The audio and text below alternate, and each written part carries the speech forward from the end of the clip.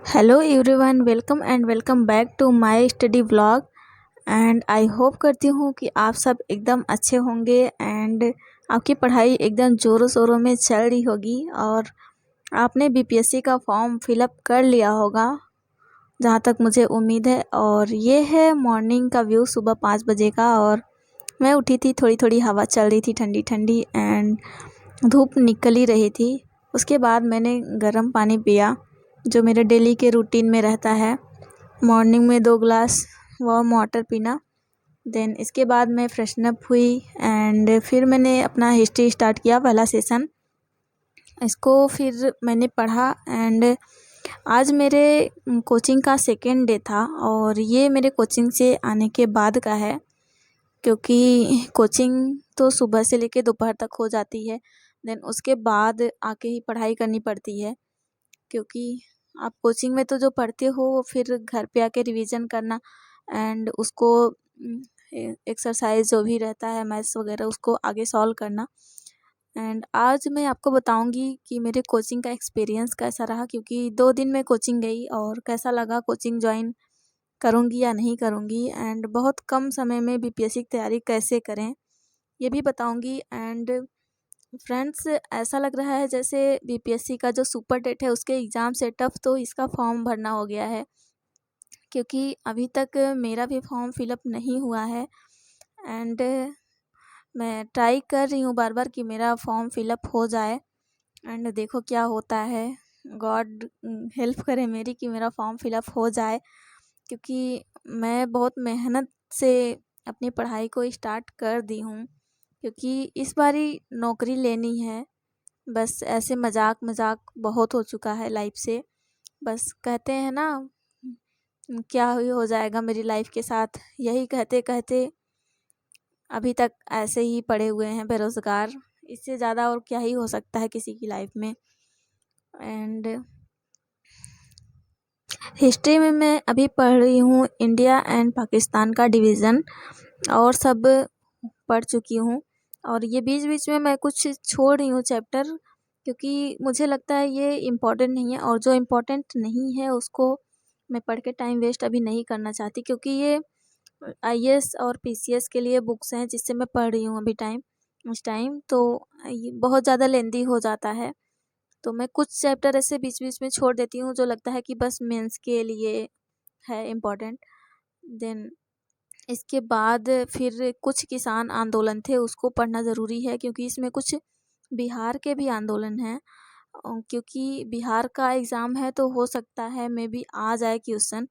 और किसान आंदोलन में आपको बता दें तो नील आंदोलन है, जो 1859 से 60 के बीच में हुआ था बंगाल में। और पाबना विद्रोह था, 1873 से 76 तक चला था। इसके बाद मोपला विद्रोह था, ये तो केरल के मालाबार में हुआ था। दक्कन विद्रोह था, साउथ में चला था।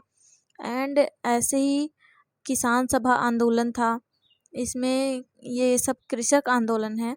एका आंदोलन उत्तर प्रदेश का है, जो हरदोई, बहराइच और सीतापुर में चला था। इसमें सभी किसानों ने ऐसे मतलब जो लगान दरें थी उसको बहुत हाई रेट कर दिया था, उसी को लेकर किसान लोग आंदोलन कर रहे थे उस टाइम पे। और इसके बाद है मोपला विद्रोह, तो मैंने बता ही दिया आपको। बारदोली सत्याग्रह भी हुआ था, जिसमें सरदार वल्लभ भाई पटेल गए थे वहाँ पे, उन्हें सरदार की उपाधि वहाँ की महिलाओं ने दिया था। ऐसे ही एंड इसके बाद अब मैं कल पढ़ूँगी संविधान निर्माण की प्रक्रिया जो थी, भारतीय संविधान का निर्माण। एंड उसके बाद फिर मैं अपना थोड़ा रेस्ट की, और इवनिंग के टाइम पे फिर मैंने मैथ्स लगाए, क्योंकि 2 दिन से गर्मी बहुत पड़ रही है। बारिश हो रही फिर भी गर्मी जैसे कम होने का नाम ही नहीं ले रहा। तो ऐसे ही सब चल रहा है, और अपनी आप सेहत का ख्याल रखिए। और मैथ्स में मैं अभी परसेंटेज स्टार्ट की हूँ, क्योंकि परसेंटेज से मे बी हर पेपर में ही, चाहे जिस चीज़ का पेपर हो, 1 या 2 क्वेश्चन आ ही जाते हैं। अगर मैथ्स ज़्यादा नंबर के रहते हैं तो और क्वेश्चन बढ़ जाते हैं। तो इसमें भी हो सकता है कि आए इसमें भी 1 या 2 क्वेश्चन, क्योंकि मैथ्स और रीजनिंग मिला के पूरे 25 से 30 क्वेश्चन आने की संभावना है। तो बस यही चल रहा है, पढ़ाई एकदम लाइन पे आ गई है, बट यही एक टेंशन है कि फॉर्म अभी तक फिल नहीं हुआ है, तो गॉड करे कि मेरा भी फॉर्म फिल हो जाए, क्योंकि बहुत सारे लोगों का तो फिल हो चुका है और बिहार के जो लोग भी हैं वो लोग तो पहले ही फिल कर चुके होंगे, बस सर्वर चल नहीं रहा। अभी देखते हैं, चलेगा तो फॉर्म फिलअप हो जाएगा। एंड जैसे ही मेरा हिस्ट्री सब्जेक्ट फिनिश होगा उसके बाद मैं ट्राई करूँगी कि मैं जियोग्राफी एनसीईआरटी से पढ़ लूँ, क्योंकि ट्वेल्थ की एनसीईआरटी मैंने पढ़ ली है, अभी 11th की जो फिजिकल जियोग्राफी है उसको पढ़ना है। और ये है इवनिंग का, लगभग जब सन सेट होने वाला था तब का है। और मौसम बहुत ही अच्छा हो गया था, एकदम बारिश वाला, बट बारिश हो नहीं रही थी, हवाएं चल रही थी और बादल बादल हो गए थे। बहुत ही अच्छा लग रहा था, तो मैंने सोचा आपको भी क्यों ना दिखाया जाए मौसम का हाल क्या है।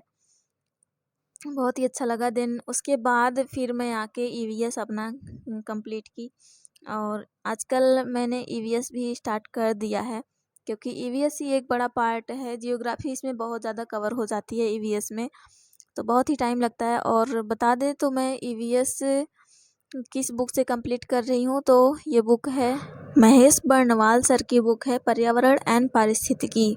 बहुत ही अच्छी तरह से इसमें सब कुछ दिया गया है, एनसीईआरटी बेस्ड है, आपको तब एनसीईआरटी पढ़ने की ज़रूरत नहीं पड़ेगी। मैं गई थी दृष्टि वाला लेने, बट उसमें उसकी कॉपी जो थी बुक बहुत छोटे छोटे शब्दों में लिखी थी, तो पढ़ने में थोड़ा डिफ़िकल्ट हो जाता है छोटे शब्दों वाले। अगर आप पढ़ लेते हो तो आप वही लीजिएगा, क्योंकि उसमें कुछ और ज़्यादा मटेरियल दिया हुआ है, इसमें थोड़ा सा कम है। इसमें चैप्टर दिया हुआ है, देन उसके पीछे कुछ क्वेश्चन दिए हैं जो इम्पोर्टेंट क्वेश्चन है। तो जस्ट मैंने अभी स्टार्ट ही किया है, तो 3rd चैप्टर में अभी पढ़ रही हूँ। इसमें है वो उत्पादक, उपभोक्ता एंड अपघटक वाला है। तो बस यही होप करती हूँ कि आप सब भी अपनी पढ़ाई करते रहिए, अब बिल्कुल भी टाइम नहीं बचा है। एंड मे बी कल मैं अपना फर्स्ट मॉक दूँ, तो उसका मार्क्स मैं आप सबके साथ ज़रूर शेयर करूँगी कि कैसे हुए। और मैं कई दिन से कह रही हूँ कि पहला मॉक दूँगी, बट कल दूँगी, तो उसकी जो जो भी है आप सबके साथ शेयर करूँगी, और कैसे कैसे क्वेश्चन पूछे गए थे वो भी। एंड फ्रेंड्स बता दूँ तो मैं एक दिन शॉप पे भी गई थी देखने कि अगर आप बुक लेते हो तो कौन सी बुक लो, तो बहुत सारी बुक थी, बट मुझे चच्चू का और किरण का अच्छा लगा। तो आपको कौन सा अच्छा लगा होगा बताइएगा, बट मैंने अभी लिया नहीं है, बट लूँगी। तब तक अपना ख्याल रखिए।